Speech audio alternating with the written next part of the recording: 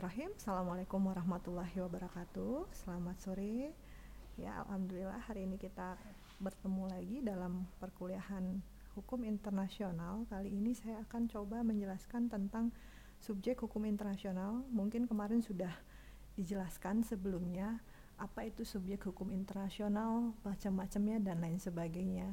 Hanya saja saya akan melanjutkan dari apa yang sudah disampaikan dosen sebelumnya, di mana dosen sebelumnya mungkin sudah menjelaskan macam-macam subjek internasional itu antara lain ada negara, ada palang merah internasional, ada tahta suci Vatikan, dan lain-lain. Nah, kali ini saya akan mencoba menjelaskan mengenai organisasi internasional, kemudian kaum beligeren, individu, organisasi pembebasan atau bangsa-bangsa yang memperjuangkan kemerdekaan, perusahaan yang merupakan badan hukum internasional. Oke, tapi sebelumnya kita coba ingat-ingat dulu ya supaya agak nyambung nanti.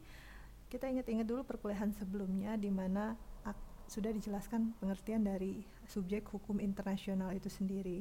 Di sini ada tiga hal yang kita bisa ambil pengertian subjek hukum internasional itu, yang dari J.G. Starke ya. Yang pertama, yang namanya subjek hukum internasional itu adalah pemegang hak-hak dan kewajiban menurut hukum internasional ya. Jadi apapun itu bentuknya, di mana ketika dia sudah memegang hak-hak dan mempunyai kewajiban menurut hukum internasional, itu bisa dianggap sebagai subjek hukum internasional gitu ya. Kemudian yang kedua, ada yang namanya pemegang hak istimewa atau privilege prosedural untuk mengajukan tuntutan di muka pengadilan internasional. Jadi ketika sesuatu itu sudah mempunyai memegang hak istimewa untuk mengajukan tuntutan di muka pengadilan internasional, itu pun sudah bisa dianggap sebagai subjek hukum internasional. Dan yang terakhir yang dikatakan sebagai subjek hukum internasional itu sendiri adalah pemilik kepentingan-kepentingan yang telah ditetapkan oleh ketentuan hukum internasional itu sendiri. Jadi pihak-pihak di mana yang bertepatan dengan pemilik kepentingan-kepentingan yang telah ditetapkan oleh ketentuan hukum internasional itu sendiri, itu bisa dianggap sebagai subjek hukum internasional ya. Itu kemudian kemarin kita juga sudah mempelajari ada beberapa macam subjek hukum internasional yang dalam hal ini sudah diakui oleh hukum internasional itu sendiri. Yang itu yang pertama adalah negara, kemudian yang kedua adalah organisasi internasional, yang ketiga palang merah internasional, yang keempat tahta suci Vatikan, yang kelima kaum belegerensi, yang keenam individu, yang ketujuh organisasi pembebasan atau bangsa-bangsa yang memperjuangkan kemerdekaan, dan yang terakhir adalah perusahaan yang merupakan badan hukum internasional otorita. Yang pertama adalah organisasi internasionalnya, subjek hukum internasional itu adalah negara ya. Saya ulangin sedikit. Di sini kalau kita berbicara negara, kita akan berbicara mengenai Konvensi Montevideo, di mana di dalam konvensi tersebut diatur syarat-syarat mengenai terbentuknya sebuah negara ya. Yang pertama ada wilayah, yang kedua ada rakyat, dan yang ketiga adalah pemerintah yang berdaulat. Kemudian ada palang merah internasional ya. Kenapa sampai palang merah internasional ini diakui sebagai subjek hukum internasional itu sendiri mungkin sudah dijelaskan kemarin. Saya ingatkan kembali saja di sini, hanya sekedar mereview bahwa kenapa sih sebenarnya palang merah internasional bisa dijadikan sebagai subjek hukum internasional. Salah satu salah satu alasannya adalah bahwa pada saat setelah Perang Dunia Kedua, di mana Palang Merah Internasional yang dipelopori oleh Henry Dunant itu mencoba mengumpulkan para relawan-relawan dan korban-korban dari perang gitu, sehingga pada saat itu mereka mempunyai hak dan kewajiban yang bisa disamakan dalam hukum internasional, dan pada saat itulah Palang Merah Internasional dikatakan sebagai subjek hukum internasional. Kemudian ada tahta suci Vatikan, ya, tahta suci atau Vatikan.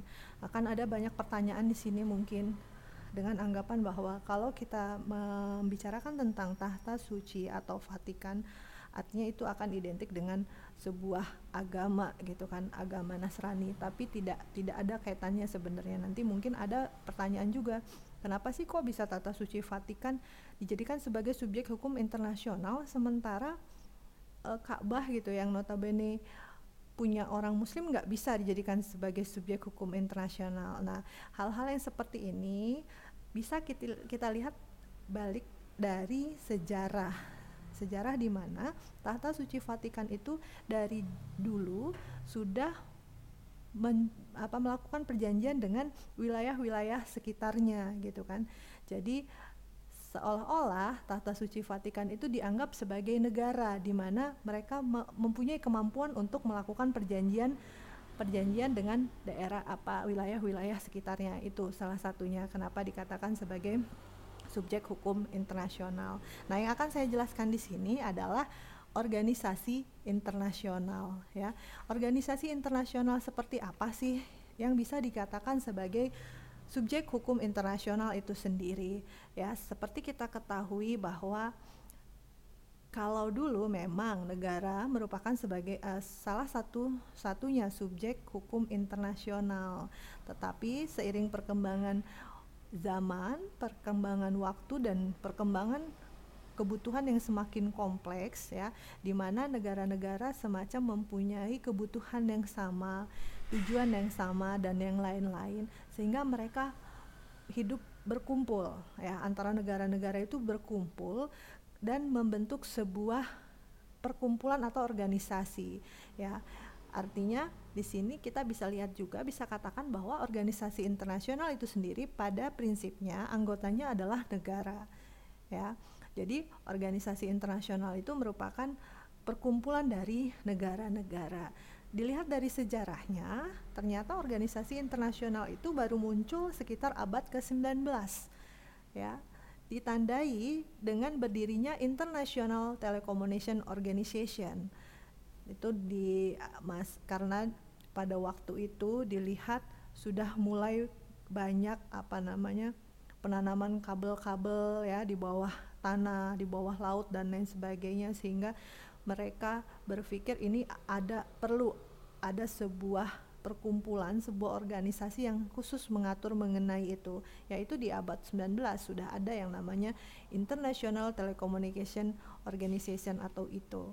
Kemudian juga diikuti di tahun 1918 itu berdiri Organisasi Internasional Liga Bangsa-Bangsa, ya.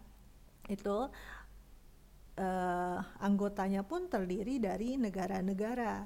Kemudian yang selanjutnya, setelah Liga Bangsa-Bangsa dianggap tidak berhasil, ya, negara-negara ini pada tahun 1945 memproklamirkan sebuah organisasi yang tetap anggotanya adalah negara-negara yang ada di dunia dengan nama Perserikatan Bangsa-Bangsa, ya. Itu berdirinya di tahun 1945. Kemudian setelah adanya PBB, ya, setelah tahun 1945, kembali lagi dari latar belakang berdirinya organisasi internasional itu sendiri mulai muncul, ya, bertumbuhan organisasi-organisasi internasional yang lain yang disesuaikan dengan berbagai bidang kehidupan.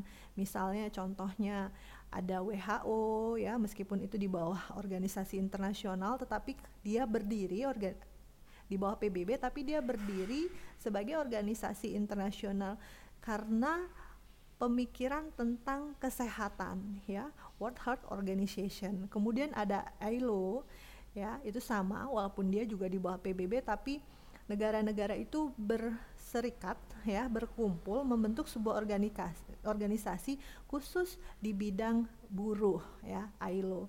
Kemudian ada UNESCO, ya, kalau UNESCO itu di bidang pendidikan, UNICEF untuk di bidang anak-anak, dan lain-lain, ya. Jadi setelah adanya PBB, kemudian ada dasar pemikiran bahwa perlu di berbagai bidang ini ada organisasi internasional yang memang fokus menangani masalah yang dibutuhkan, sehingga muncullah yang tadi itu organisasi-organisasi yang lain. Kemudian yang kedua, organisasi internasional itu munculnya itu pada hakikatnya didorong oleh keinginan untuk meningkatkan dan melembagakan kerjasama internasional secara permanen dalam kaitannya dengan usaha bersama untuk mencapai tujuan bersama. Jadi organisasi internasional yang ada itu didorong, itu tadi yang sudah saya bahas, untuk melembagakan dan meningkatkan kerjasama agar lebih efisien, ya kan, agar lebih efektif, fokus di salah satu bidang, ya.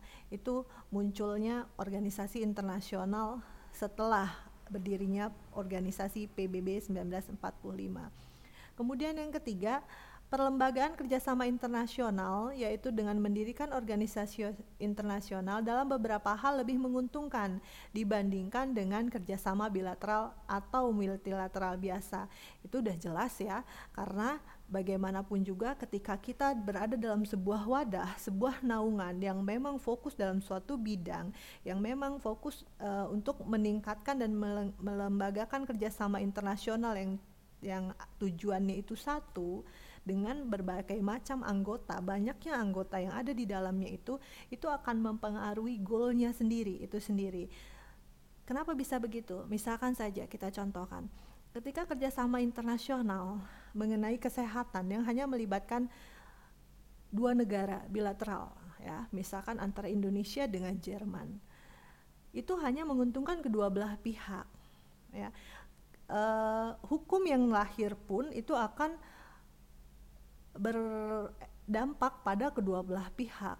Sementara ketika kita berbicara organisasi internasional di mana ya keanggotaannya yang ada dalam ADRT nanti disesuaikan oleh organisasi internasional itu sendiri terbuka untuk negara-negara manapun di dunia yang mempunyai komitmen sama dan kerjasama yang sama tujuannya, itu akan lebih mengikat banyak negara dan lebih memperluas kerjasama. Jadi lebih banyak peluang-peluang kerjasama yang akan timbul di situ dibandingkan dengan kerjasama bilateral atau multilateral yang biasa. Ya, itu salah satu organisasi internasional keuntungannya dibandingkan dengan kerjasama bilateral atau kerjasama multilateral.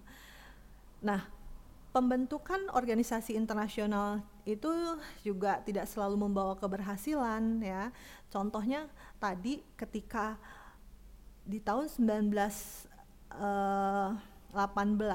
ya, negara-negara di dunia itu kan sudah mendirikan sebuah organisasi internasional tadi ya, yang namanya Liga Bangsa-Bangsa. Tetapi ternyata dianggap organisasi internasional Liga Bangsa-Bangsa pada saat itu tidak membawa keberhasilan, tidak tercapainya tujuan dari organisasi itu sendiri, sehingga bisa membuat sebuah organisasi itu berakhir ya, dengan otomatis dengan persetujuan dari negara-negara anggotanya, dari anggota-anggotanya. Kemudian selanjutnya hubungan-hubungan hukum yang dilakukan oleh organisasi internasional itu sendiri banyak bentuknya ya. Bisa yang pertama organisasi internasional dengan organisasi internasional. Misalkan ya, contohnya pada saat yang berkembang sekarang misalkan organisasi internasional UNESCO yang bergerak dalam bidang pendidikan itu bekerja sama dengan organisasi internasional UNICEF misalkan yang bergerak dalam bidang anak-anak gitu. Nah, ini akan melahirkan sebuah komitmen baru yang akan melahirkan sebuah hubungan-hubungan hukum baru di mana goal yang akan tercapai pun nanti disesuaikan dengan tujuan mereka melakukan kerjasama. Kita ambil contoh deh, kalau UNESCO dengan UNICEF misalkan, UNESCO akan meluncing misalkan akan membuka sebuah program pendidikan bagi anak-anak yang disabilitas misalkan ya. Jadi itu nanti akan disesuaikan dengan tujuan dari mereka membuat hubungan tersebut gitu ya. Kemudian yang selanjutnya ada hubungan yang dilakukan oleh organisasi internasional dengan negara. Ya, kalau kita ini di sini misalkan yang kebanyakan itu mengenai WHO misalkan ya. WHO itu melakukan seperti yang ada di Bandung itu, dia sudah ada lembaga yang khusus untuk menangani AIDS yang dari WHO gitu ya.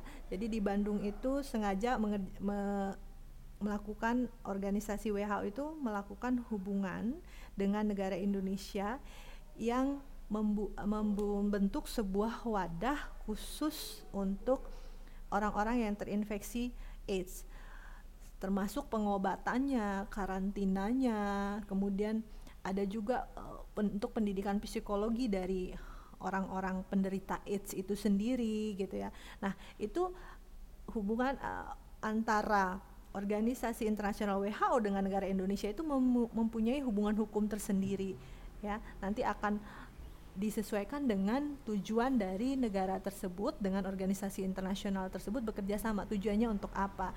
Mungkin diidentifikasi Indonesia salah satunya sudah mulai banyak ya para penderita AIDS, sehingga WHO memperhatikan bahwa ini perlu diadakan edukasi untuk penderita AIDS itu sendiri ya, karena di situ juga di dalam wadah itu diberi pendampingan ya dari orang-orang WHO, ahli-ahli WHO, baik secara psikologis yang saya katakan tadi, baik secara pengobatan ya, kemudian diberikan juga untuk menimbulkan kepercayaan diri baik dari segi agama dan lain sebagainya. Itu pasti akan menimbulkan hubungan-hubungan hukum itu sendiri. Kemudian yang selanjutnya, hubungan-hubungan hukum dari yang dilakukan oleh organisasi internasional itu bisa juga timbul dari hubungan organisasi internasional dengan subjek hukum lainnya ya.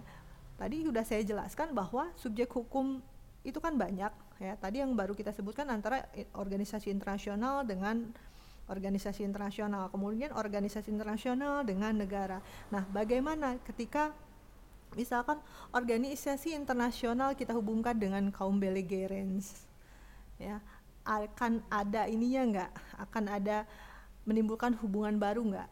Coba contohnya apa? Ketika organisasi internasional berhubungan dengan subjek hukum internasional selain negara, kita ambil contoh kaum belligerent ya. Kaum belligerent nanti akan saya jelaskan lebih lanjut. Yang namanya kaum belligerent itu kan adalah kaum pemberontak ya dari negara itu sendiri, dalam negara. Jadi ketika kita contohkan aja misalkan di Khmer Merah misalkan di Vietnam ya kan, itu ada satu kelompok pemberontak kaum belligerent itu, kemudian mereka akan bekerja sama misalkan dengan PBB misalkan ya. Apa hasilnya? Misalkan perlindungan mereka bagaimana, karena mereka juga dianggap sebagai subjek hukum internasional. Bagaimana ketika mereka nanti mendapat perlakuan yang tidak semena-mena dari pemerintah yang lagi berdaulat dan lain sebagainya ya. Itu contohnya, akan banyak sekali nanti kita diskusikan ya. Kemudian organisasi internasional itu sendiri melahirkan kaidah hukum yang berlaku dan mengatur hubungan internasional dari organisasi tersebut maupun antara organisasi dengan negara-negara anggotanya. Jelas ya. Jadi ketika ada organisasi internasional, itu akan menimbulkan kaidah hukum internasional yang berlaku, yang nantinya akan mengatur hubungan internasional dari organisasi internasional tersebut maupun antara organisasi internasional dengan negara-negara anggotanya. Kita ambil contoh ya, di negara-negara Asia Tenggara kita punya organisasi internasional regional yaitu ASEAN ya, di mana ketika negara-negara di Asia Tenggara berkomitmen untuk membentuk sebuah organisasi internasional regional ASEAN, otomatis dari pendirian organisasi ASEAN tersebut akan melahirkan kaidah hukum internasional baru ya. Contohnya apa? Misalkan sekarang kan lebih mudah untuk keluar negeri, khususnya untuk ke wilayah-wilayah yang berada di seluruh Asia Tenggara, kita tidak memerlukan visa ya. Itu salah satunya. Kemudian kita juga sudah mulai memikirkan untuk penyatuan mata uang Asia dan lain sebagainya. Kemudian yang kemarin kita juga sudah memikirkan bagaimana pola masyarakat Asia, ekonomi Asia dan lain sebagainya, ya. Otomatis dari adanya lahirnya organisasi internasional itu akan melahirkan kaidah hukum baru yang walaupun dalam ruang lingkup kecil untuk mengatur hubungan dalam organisasi internasional itu sendiri, ataupun antara organisasi internasional dengan negara-negara yang menjadi anggota dari organisasi internasional. Mereka akan terikat, ya. Mereka akan terikat sebagai organisasi internasional itu sendiri. Oke, kita lanjutkan. Jadi kalau kita berbicara mengenai organisasi internasional tadi, saya udah singgung ya melalui contoh-contoh banyak macamnya organisasi internasional itu. Kita akan bisa bedakan dalam beberapa hal. Yang pertama, organisasi internasional regional, ya.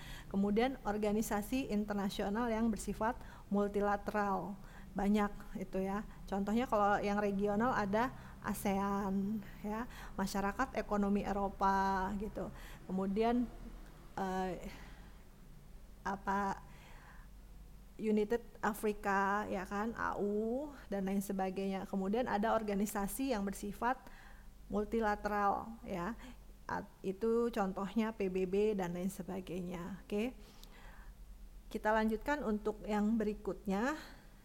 Setelah berbicara mengenai organisasi internasional sebagai subjek hukum internasional, yang selanjutnya ada yang namanya kaum belligerents, ya. Kaum belligerents pun itu dianggap sebagai subjek hukum internasional. Kenapa bisa begitu? Kita lihat latar belakang kaum belligerent itu muncul, ya. Kaum belligerent muncul itu biasanya pada awalnya sebagai akibat dari masalah dalam negeri suatu negara yang berdaulat, ya. Jadi misalkan ada semacam ketidakpuasan dari warga negara terhadap pemerintah yang sedang berdaulat, ya. Itu namanya kaum belligerent. Kemudian penyelesaiannya itu sepenuhnya sebenarnya merupakan urusan negara yang bersangkutan. Dalam beberapa pendapat itu yang saya bisa kutip bahwa ada beberapa syarat yang harus dipenuhi bahwa supaya sebuah kaum pemberontak itu bisa dikatakan sebagai kaum belligerent, karena kaum pemberontak itu ada dua macam, ya, insurgents dan kaum belligerents, ya. Kalau insurgents itu kan memang pemberontak dalam negara, tapi yang lebih luas lagi itu adalah kaum belligerents. Ada beberapa syarat yang harus dipenuhi oleh kaum belligerents itu supaya bisa dijadikan sebagai subjek hukum internasional yang kita maksud, kaum pemberontak itu, ya. Yang pertama itu dia menguasai sepertiga dari wilayah negara, ya. Sepertiga dari wilayah negara yang mereka tidak terima aturan hukum dan lain sebagainya dari negara tersebut, itu dia kuasai, mereka kuasai. Pemberontak ini menguasai sepertiga minimal wilayah dari negara tersebut. Kemudian yang kedua, itu mereka sudah terorganisir, ya. Kaum pemberontak ini anggota-anggotanya sudah terorganisir, dalam artian tahu ya, sebuah organisasi itu dia punya pimpinan yang jelas gitu kan, komando yang jelas gitu, poskonya udah jelas dan lain sebagainya, ya. Jadi itu yang kedua. Dan yang ketiga, mereka punya ciri khas, ya, punya ciri khas, punya lambang-lambang yang bisa mengatakan bahwa mereka kelompok itu, gitu. Misalkan mereka punya bendera kah, gitu kan, atau punya lambang apa, gitu kan, atau kalau memang anggotanya misalkan memakai di sini memakai list kain warna apa gitu dan lain sebagainya, ya. Jadi syarat ketiga itu harus mutlak harus dipenuhi kalau memang kaum pemberontak itu mau dianggap sebagai kaum belligerents. Kalau ketiga syarat tersebut tidak dipenuhi, itu kita masih anggap sebagai kaum pemberontak yang insurgents, ya. Artinya apa? Dia pemberontak memang hanya dalam negara saja, dia belum bisa dikatakan sebagai subjek hukum internasional gitu, ya. Kemudian apabila di sini ada catatan kecil, kalau pemberontak tersebut bersenjata dan terus berkembang, ini seperti perang saudara dengan akibat-akibat di luar kemanusiaan, kemudian bahkan meluas ke negara-negara lain, maka salah satu sikap yang dapat diambil oleh negara adalah mengakui eksistensi atau menerima kaum pemberontak sebagai pribadi yang berdiri sendiri. Walaupun sikap ini akan dipandang sebagai tindakan tidak bersahabat oleh pemerintah negara tempat pemberontakan terjadi. Nih, kita ambil contoh aja, kita ada beberapa pemberontak di negara Republik Indonesia itu sendiri. Misalkan Gerakan Aceh Merdeka, kemudian Republik Maluku Selatan, kemudian Organisasi Pembebasan Papua, ya. Ketiga organisasi ini belum bisa dikatakan sebagai kaum belligerents. Mereka baru dianggap sebagai kaum insurgents yang pertanggungjawabannya belum bisa diminta dalam karena mereka belum mempunyai hak dan kewajiban dalam hukum internasional karena tidak memenuhi ketiga syarat tersebut, ya. Nah, mana yang contohnya kaum belligerent itu kira-kira? Contohnya apa sih? Gitu. Di awal saya sudah mengatakan ada kelompok Khmer Merah, ya, Khmer Merah di Vietnam, ya. Mereka menyatakan ketidakpuasannya terhadap kerajaan yang sedang berkuasa, gitu. Mereka menyatakan ketidakpuasan terhadap pemerintahan yang berkuasa, sehingga mereka menguasai wilayah negara, hampir sepertiga wilayah negara dari Vietnam. Kemudian organisasi mereka terstruktur, terorganisir. Kemudian mereka juga punya lambang-lambang yang bisa diakui sebagai milik mereka gitu, identitas sebagai identitas mereka gitu kan. Nah, hal-hal yang seperti itulah yang saya katakan tadi, kita boleh mengambil satu sikap, mengakui kalau memang kaum pemberontak itu ada dan berdiri sendiri, bukan ada unsur politik dari negara tersebut gitu. Maksudnya memang murni mereka ada kepentingan sendiri dan kita bisa mengakui mereka sebagai pribadi yang berdiri sendiri, ya.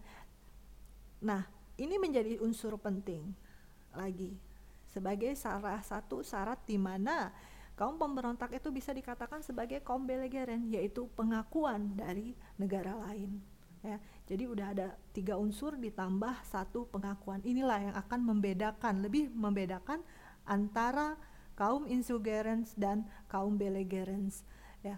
Ketika ini ada pengakuan, artinya dia sudah bisa dikatakan sebagai pemegang hak dan kewajiban dalam hukum internasional.